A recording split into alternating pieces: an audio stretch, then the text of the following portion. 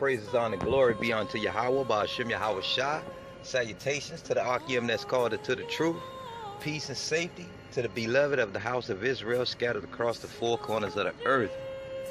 And as I always say, I pray, you know what I'm saying, I pray and bring my supplication that I'm able to edify the Akim that be in the know, edify the Akim that be not in the know as of yet, but ordained to receive this truth as we have received it.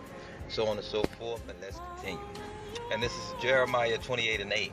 The prophets that have been before me and before thee of old prophesied both against many countries and against great kingdoms, of war and of evil and of pestilence. 9th verse. The prophet which prophesied the peace, when the word of the prophet shall come to pass, then shall the prophet be known that the Lord have truly sent him. All right.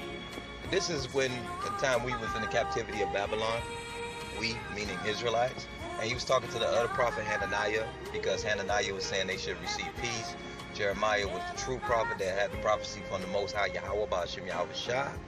And he was telling them the truth. And basically, he was actually being fair with Hananiah, the prophet Hananiah, that like, hey, your prophecy come true, then so be it. The point of this lesson is to bring out, as the title say, the hungry soul, you know, every bit of thing is sweet.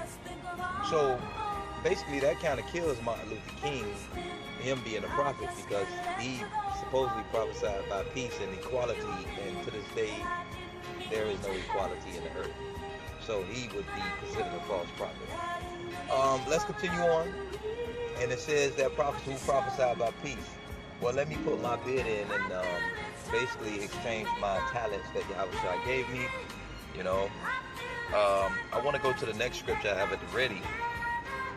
And this is right here. Let me prophesy about this, you know.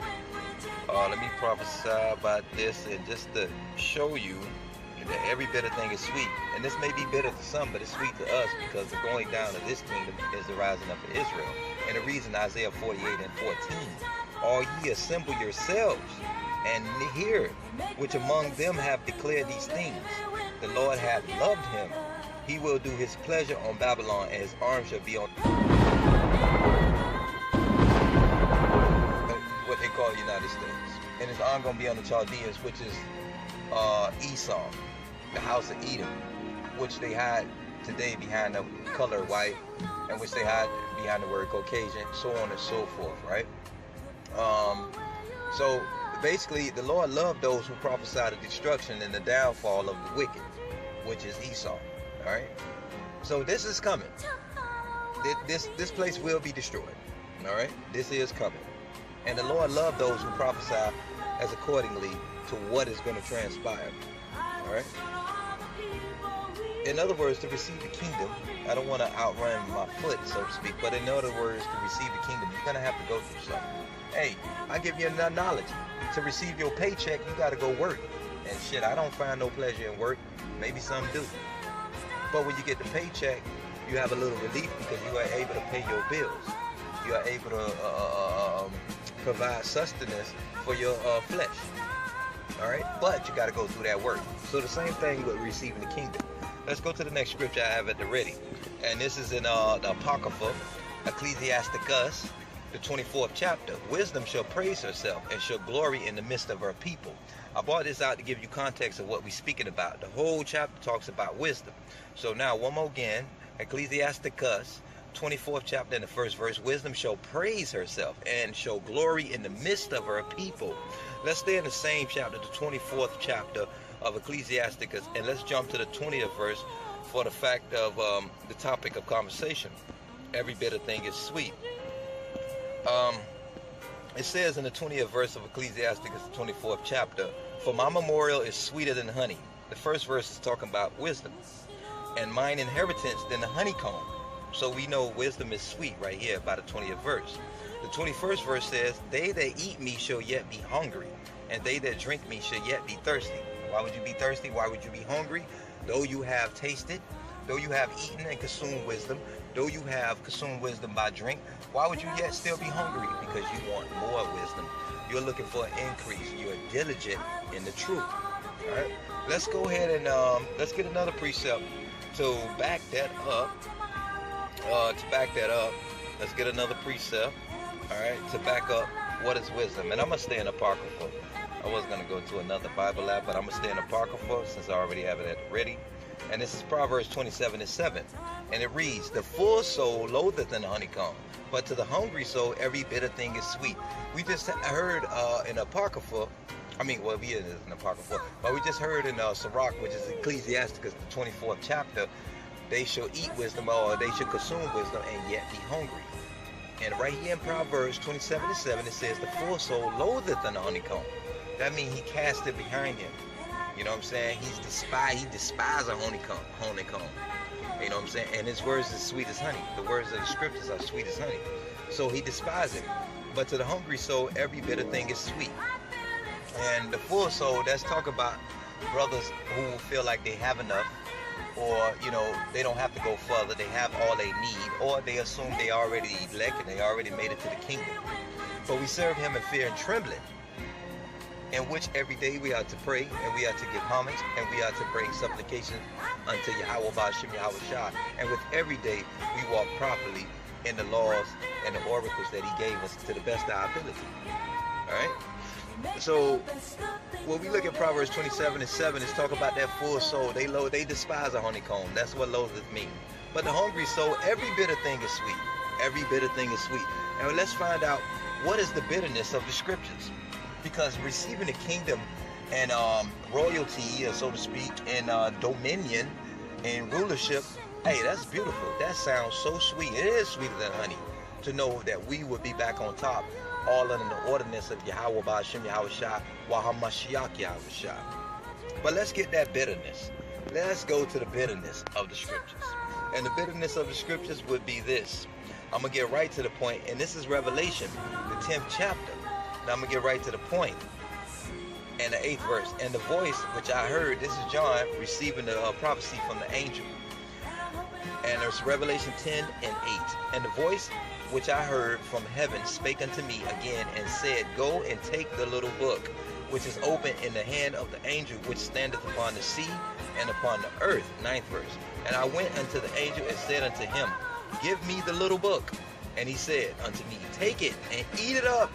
And it shall make thy belly bitter, but it shall be in thy mouth sweet as honey. We just read about that, right? 10th verse. And I took the little book out of the angel's hand and ate it up, and it was in my mouth sweet as honey. And as soon as I had eaten it, my belly was bitter. Now, why was his belly bitter? As I told you, the sweetness of the scriptures that Yahweh Shah died for us. He came back that he may deliver us to the elect, of course, the beloved, that they would receive the adoption, that they would receive the adoption, that they would receive the testimony that he have and the prophecies and all such things as like of the like, So that's the sweetness, that we shall receive a kingdom, and that kingdom shall be in righteousness and of the dominion of Yahweh Ba'Shem Yahweh Shah Wahamashiach Yahweh Shah. Okay, that we won't suffer any more of oppression. That's the sweetness. But let's get that bitter. Why is it bitter in his belly? Well, to understand that, we have to go, okay, precept upon precept. We have to go to Ezekiel to find out why would it be bitter. Why would the angel tell John, which is the last book of the Bible, that it's going to be in his belly bitter after he swallowed it down? Well, let's go to Ezekiel and get another precept on top of that. And this is Ezekiel, the 2nd chapter and the 8th verse. And it reads, but thou son of man, hear what I say unto thee. Be not thou like this rebellious house, Israel. He's referring to Israel being rebellious. Open thy mouth and eat that I give thee. And when I looked, behold, an hand was sent unto me, and lo, a roll of a book was therein. And he spread it before me, and it was written within and without. And there was written therein lamentations and mourning and woe. Basically, all three meaning a bad time. Evil. Eve meaning time. Ill meaning bad. Bad time. Lamentations, a bad time. Mourning, bringing sorrow, a bad time. And woe. Why? Why should we go through woe? Because in order to receive something, you have to work for it. And guess what? If you didn't know, we live in a wicked-ass world. Okay? The wicked ruleth the earth, according to Job 9:24. If the wicked rule in the earth, it's going to be wickedness, okay? There's no way to escape that such thing, all right? The wickedness will come nigh you. Will it affect you? That's on Yahweh Shah HaMashiach if we have you hedged about with the angels, that you won't be affected by it. But let's get a precept on this. This being the book, this being the scriptures, let's get a precept on that to prove that this is the scriptures. And let's go to Revelation, the last book of the Holy Scriptures. Revelation 5 and 1, right to the point. And I saw in the right hand of him that sat on the throne a book written within and on the backside, sealed with 7 seals. Backside meaning without, written within and written without, okay? Because in the ancient times they had scrolls, okay? And the scrolls, they wrote all on the scrolls, all right? They wrote on the front of the scroll, the back of the scroll, so to speak, all right? So that's just to prove to you that is the Bible.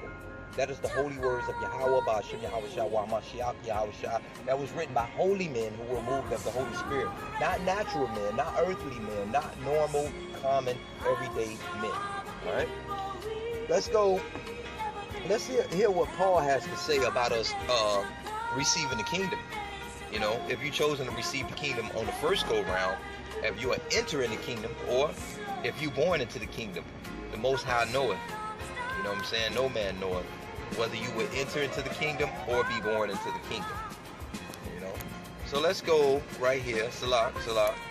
Let's go to Acts 14 and 22.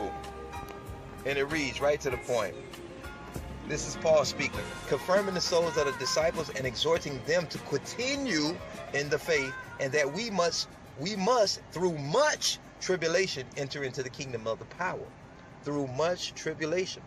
Okay? And I know them Christians don't want to hear that they got to go through hell to receive the kingdom.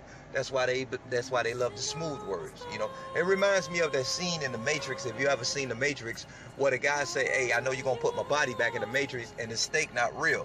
A lot of people like to live in a fantasy world, so to speak, and falsified world. Like maybe if I close my eyes tight enough, I won't see it. But it's gonna happen, and everybody is gonna go through tribulation. All right. Only the elect will be kept from the hour of temptation. He's going to put a spirit in you that you will not take that mark of the beast, that you will not have that inserted in you. But other than that, everybody is going to get tried. All flesh will be tried. All right. Let's go to the next scripture I have at the ready. And this is the bitterness of the scriptures, that we have to go through things in order to receive it. As I gave you the analogy of your working. Let's go back to the Apocrypha. And I want to hit the second Esdras and the 7th chapter to show you that yes, we must go through things to receive the kingdom. It won't be just handed to you.